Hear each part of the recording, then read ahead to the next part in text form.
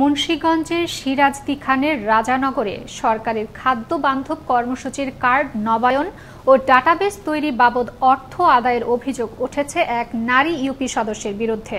ভুক্তভোগীদের এমন অভিযোগ থাকলেও অভিযোগ অস্বীকার করেন অভিযুক্ত ইউপি সদস্য। এদিকে উপজেলা প্রশাসন বলছে, কেউ যদি অনিয়ম ও প্রতারণার আশ্রয় নিয়ে থাকে তবে তদন্ত সাপেক্ষে নেওয়া হবে ব্যবস্থা। মুন্সিগঞ্জ থেকে লিঙ্কন আহমেদের প্রতিবেদনে থাকছে বিস্তারিত। মুন্সিগঞ্জে সিরাজদি খান উপজেলার রাজানগর ইউনিয়নে খাদ্য বান্ধব কর্মসূচির ৩০ টাকা কেজি দরের চাল প্রদানের কার্ড নবায়ন ও ডাটাবেস তৈরি বাবদ অর্থ আদায়ের অভিযোগ উঠেছে নারী ইউপি সদস্য হালিমা বেগমের বিরুদ্ধে। বৃহস্পতিবার দুপুরে রাজানগর ইউনিয়ন ঘুরে জানা যায়, এই ইউনিয়নের ৬৪৪টি পরিবারকে ওএমএস এর তালিকায় অন্তর্ভুক্ত করা হয়। যারা অন্তর্ভুক্ত হয়েছেন তাদের অভিযোগ, তাদের কাছ থেকে এই জন্য নেওয়া হয়েছে ১,০০০ করে টাকা। আমার কাছে থেকে টাকা নিছে, ১,০০০ টাকা নিছে, বলছে যে এটা একটা ন্যায্য মূল্যের কাঠ হবে।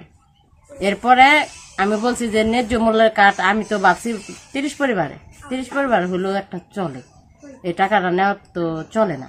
আমি মহিলা আমার কাছে গেছিলাম একটা কাঠের জন্য, বলছে ১,০০০ টাকা দিতে, পরে দিছি, কাগজ পাইছি, আর এই যে ১,০০০ টাকা নিচ্ছে।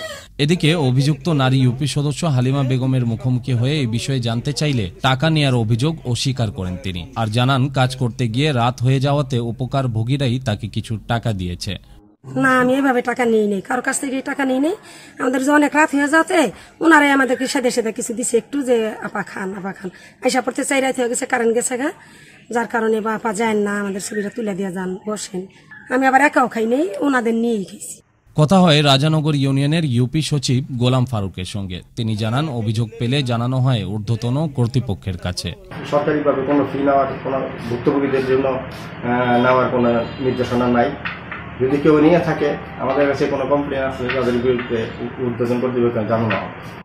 তালিকা করতে গিয়ে যদি কোনো ধরনের অনিয়ম ও কেউ প্রতারণার আশ্রয় নিয়ে থাকে তবে তার বিরুদ্ধে তদন্ত সাপেক্ষে কঠোর ব্যবস্থা নেওয়ার কথা জানান সিরাজদি খান উপজেলার নির্বাহী কর্মকর্তা। তালিকা করতে গিয়ে কোনো অনিয়ম অথবা কোনো প্রতারণার আশ্রয় নেওয়া হয়, আমরা সেটাকে অবশ্যই তদন্ত করে কঠোরভাবে আমরা এটা ব্যবস্থা নেওয়ার চেষ্টা করব। এই বিষয়ে আমরা জিরো টলারেন্স নীতি ফলো করব। আমরা অবশ্যই যারা দায়ী প্রমাণিত হবে তাদের বিরুদ্ধে আইনগত ব্যবস্থা আমরা গ্রহণ করব।